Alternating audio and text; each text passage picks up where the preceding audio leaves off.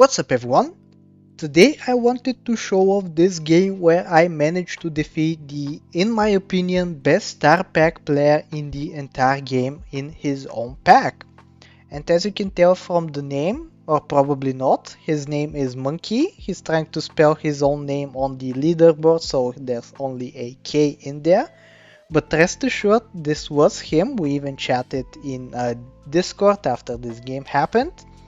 And first of all, before I show off this game, I want to let you know that we played 3 games in total and he beat me 2 out of the 3 games. This is the third game that I'm showing off to you.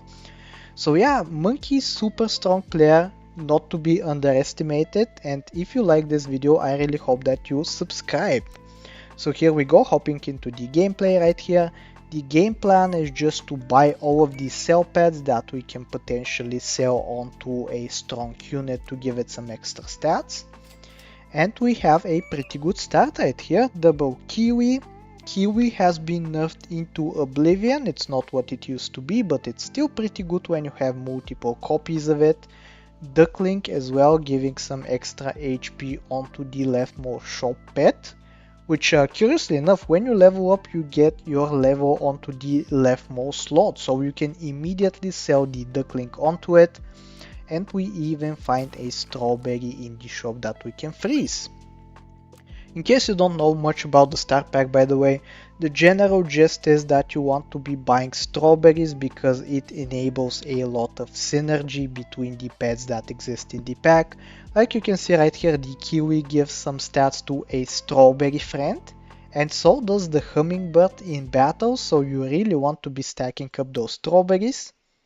There are some niche scenarios where you want to be buying other foods. I'm still learning all of those scenarios myself, but for now we're just going to match up with these strawberries. Here we're going to lose this first round, but it's not a big deal. He is running not many cell pets. He's running the marmoset and the kiwi, but he's also running a pillbug. Pillbug, he's going to give some extra HP to his pets, which can be a pretty good thing. We have found a level up ourselves, however. He has not had the best shop. He managed to find only 1 level up in the pillbug, and we managed to draw against him as well, so we don't even get to lose a heart. So here we go, we get a level up at least one of them. Duckling, sadly we don't have a third copy of, so we don't really get to see what we level into for the second time. But we level into an Okapi right here. Usually I would be an Okapi doubter, but I was convinced otherwise by my coach Damon, who is big on the star pack and he's big on the Okapi as well. So here we go, we purchase it, we give it a strawberry, we sell the kiwi onto it for the extra stats, and the Okapi's ability, by the way, is getting some extra temporary stats for every time you roll throughout the turn. Up to a maximum of 5 triggers, so you can't really easily get a 50-50 with it. But like a 7-12 is going to be good enough for us to win, I think. We also find double koala, which can be pretty useful later on, but even now during battle the koala gives some extra stats whenever a friend is hurt. And you'll see this in action right here. We get hurt. Unfortunately the math is absolutely horrible for us, so we end up losing. But I think next turn is going to be a little bit better as we find a third koala. We're not really looking for much. Maybe we should be considering like some broccoli or some fried shrimp for the Okapi, but I'm just rolling past all of that. I decide to freeze this broccoli though, and I will, I think, eventually buy it, because these 3 koalas are giving us 3 extra attack, and I think that's going to be great for us to increase the attack to a good amount. But for now we are hopping into battle. I'm trying to outposition my opponent right here, which I think thankfully works out for us. We win quite comfortably this time. But the battle has only just begun. We found a leech, which is absolutely incredible for us. We are going to take that. The ability of the leech you can see on the screen. It deals 1 damage to the nearest friend ahead, and it gains 1 HP itself. which works wonderfully with the koalas because it basically transforms them into giraffes, giving them some extra in-shop scaling, which is exactly what you want to see in Star Pack. I take a platypus right here. Usually it's not recommended to go for a turn 5 level up, at least in my opinion. But I was not keeping that unit frozen in my shop for 2 more turns, so we just buy it outright. We're going to start scaling up the Okapi, and very luckily we managed to get an extra 2 Okapis plus a leech. So you really want as many level ups as you can get on turn 7, and you will very quickly see why. But for now we're just stacking, we're just trolling to get the temporary stats, we're buying some strawberries, or freezing some strawberries rather, and look at these stats on this unit. 12, 21, and even though +4 of it is temporary, we're going to get an extra +2 from the koala, so that is going to be an absolute monster in battle, and it's going to hopefully wipe his entire team. Let's take a look. He's trying to position in a funky way, but as you can see it's not working at all because our Okapi is absolutely ginormous, and we end up winning quite easily in the end. So here we go, we level up into a Shoebill, which is the absolute perfect pet you should be hoping to get every single turn 7. And we even get 2 of them. And take a look at the ability of the Shoebill in case you don't know what it is. Enter gives strawberry friends +1/+2, so it's better than a husky even, but the condition is that the pets that you're buffing need to have a strawberry. So this is one of the main reasons that you want to be freezing strawberries, and thankfully we do have at least 1 frozen. The platypus cell is going to come in clutch for us on this turn because it gives us 3 extra gold to work with, selling the platypus itself and then the duck and the beaver.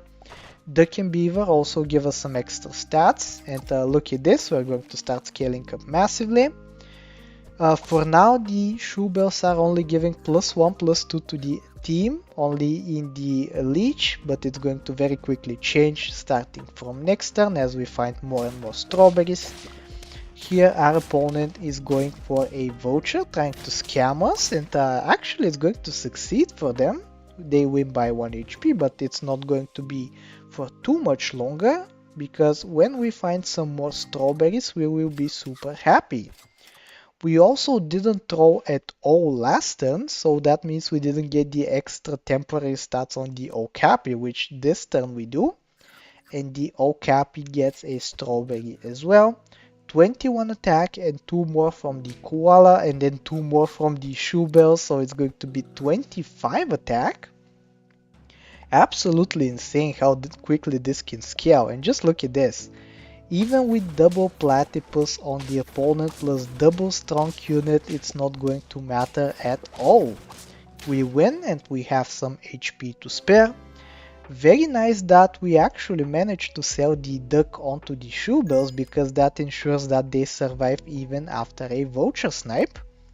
Here I should be thinking about a donkey actually, because it's going to bring the voucher up to the front, which I think I was just blinded by the possibility of getting more strawberries and a level 2 Shoebill.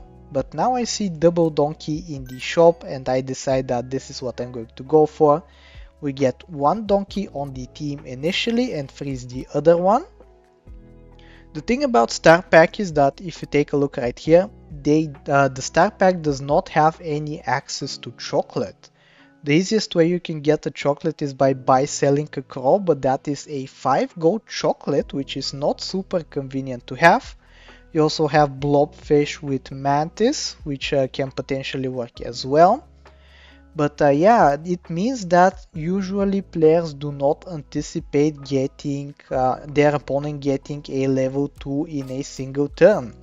But this is exactly what we do. We roll into multiple donkeys, so it's going to be super unexpected for Monkey to see this.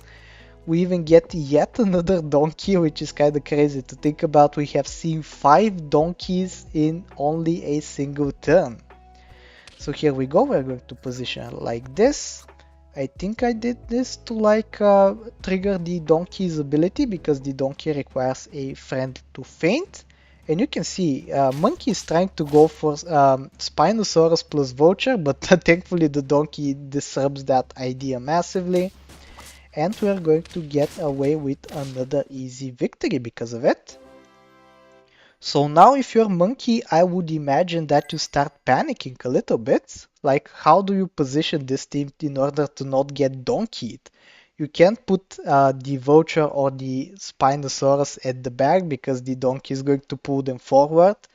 But I don't think he even considered the fact that we would get a level 2 donkey, which means we get to pull 2 units to the front from the back. And I think we're also going to pick up the Spinosaurus for ourselves because it's some extra stats during battle. We pick up a hamster. I don't think it makes a difference. Like, it's just for the free rolls that buff the Okapi, but I don't think it makes any sort of difference when it comes to the gold. Whatever the case though, we're just going to transition into the Spinosaurus right here and we are hopefully going to win.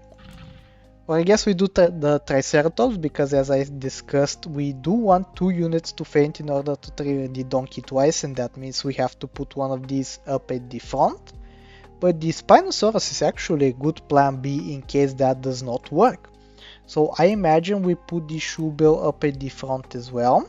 Yup. We continue getting stats, our opponent getting no stats. We now have Spinosaurus or a Triceratops plus Shoebill to get double the scaling, and hopefully this should be a easy win. You can see Monkey is panicking, putting the Vulture up at the front, and Spinosaurus is second to last position, so he was probably thinking that nothing is going to get pulled to the front, but sadly for him, we do get the Spinosaurus defeated right here, and after that we have an easy victory. So yeah, this is the story of how I defeated the best player in the world when it comes to the star pack. Does that mean that I'm the best player now? It definitely does not mean that because I still have much to learn, but I will gladly continue to learn and hopefully one day I can at least claim to be like a top 20 player or something. So I really hope you enjoyed today's video, and if you did, I really hope that you like, sub, do all the generic stuff, and I will talk to you next time. Take care.